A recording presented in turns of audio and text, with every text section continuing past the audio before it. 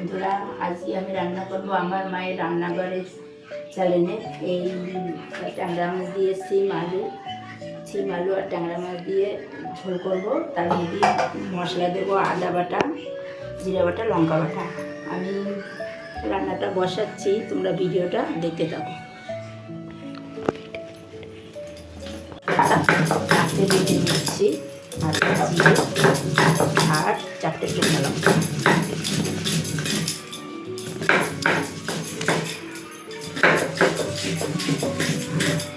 ট্যাংরা মাছে আমি যে মশলাটা দেবো, মশলাটা আমার বাটা হয়ে গেছে, আমি হাতে বাটে নিছি।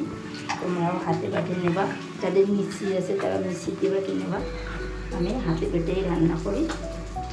আর এইদিকে আমার ট্যাংরা মাছটা ভাজা হয়ে গেছে, হাফ মাছ ভাজা হয়ে গেছে, আর হাফ মাছটা এখন যেতে কড়া করে ভেজেছি।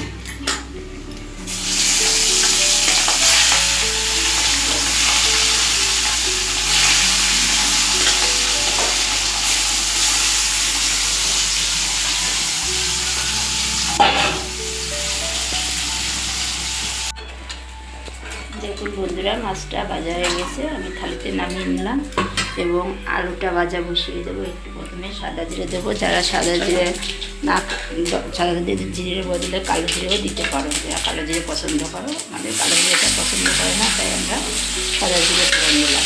চিনি দেওয়া হবে তো, কালো জিরে ফোড়ন দিলেও তরকারিটা ভালো লাগবে। আমি কখন দেবো সেটা দেখাবো, তোমরা ভিডিওটা দেখতে থাকো।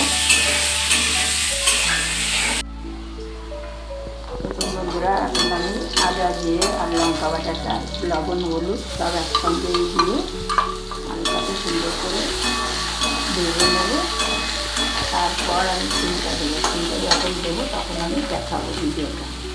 আদা দিয়ে আলুটাকে সুন্দর করে কষিয়ে নিচ্ছি, এবার তারপরে দিয়ে দিলাম এই সিমটা এইভাবেই, মাছের ঝোলটা এইভাবেই সিমটা দিতে হয়। সিমটা না বাজলেও হবে।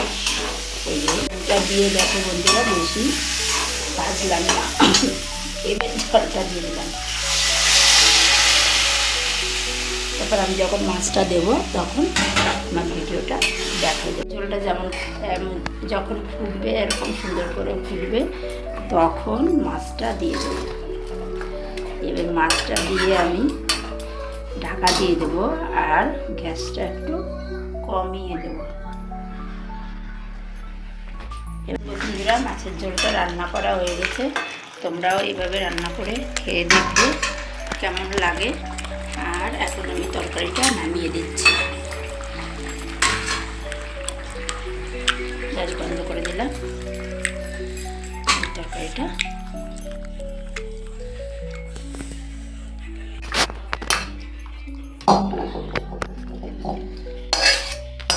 দেখুন বন্ধুরা,